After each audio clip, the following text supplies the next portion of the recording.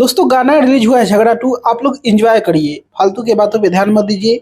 कौन सा म्यूजिक किससे मैच कर रहा है, किसका किस चोरी का है नहीं है, इन सारी चीज़ों पे आप लोग ध्यान मत दीजिए।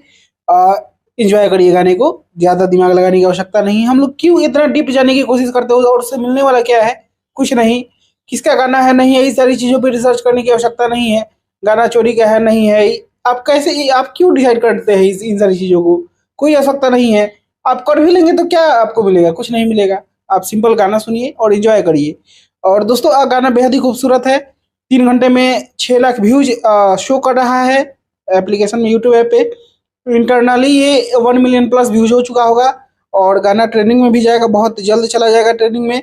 आप लोग कोशिश करिए कि ज़्यादा से ज़्यादा इस गाने पे कमेंट करें, शेयर करें और गाने को एंजॉय करें। फालतू की बातों पे ध्यान देने की आवश्यकता नहीं है। आप लोग बस एंजॉय करिए। और लगातार गाने आएंगे, अब आप टेंशन मत लीजिए, बस एंजॉय करिए।